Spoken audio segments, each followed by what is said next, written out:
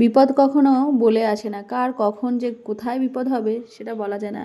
Hello everyone, আমি মন চলে এসেছি একটা নতুন ব্লগ নিয়ে। আই হোপ আজকের ব্লগটা তোমাদের ভালো লাগবে।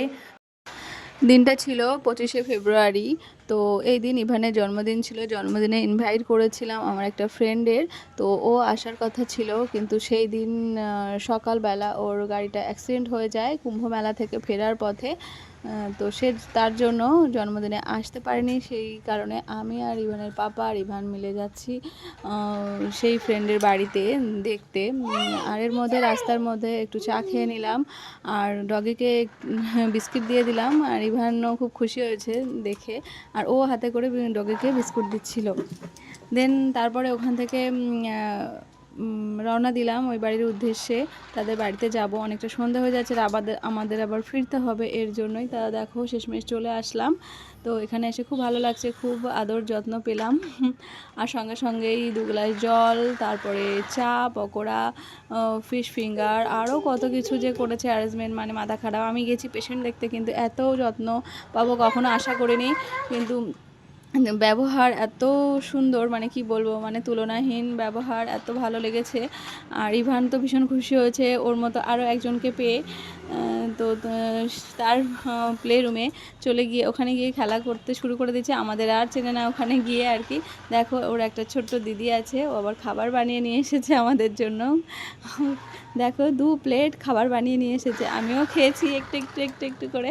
তো এই দৃশ্য দেখে ছোটোবেলার কথা আমারও মনে পড়ে যায়। আমিও খুব খেলনাবাটি নিয়ে খেলতে ভালোবাসতাম, খাবার বানাতাম, সবাইকে দিতাম খাবার, খেলতে মানে খাওয়াতে ভালোবাসতাম আর কি। তো আর কেউ যদি খাবারটা খেয়ে ভালো বলতো আরও খুশি হতাম। আর ইভান তো দেখো ওর খেলনা রুমে এসে ভীষণ মানে খেলতে ব্যস্ত। আর আমিও এসে খুব ভালো লাগছে ভিতরটা এসে, আমিও ওদের সঙ্গে খেলতে শুরু করে দিয়েছি আর কি। আর এই যে কিউটি পাই দেখো পোজ দিচ্ছে ছবি তোলার জন্য, ভাবছে আমি ছবি তুলছি, এদিকে ভিডিও করছি। আর ইভান তো খেলনা নিয়েই ব্যস্ত আর কি। আর ইভানের পাপা আর কি ওই ফ্রেন্ডদের সঙ্গে গল্প করছিল আর কি ডাইনিং রুমে বসে, আর আমি এদিকে এদের সঙ্গে খেলতেই ব্যস্ত আর কি।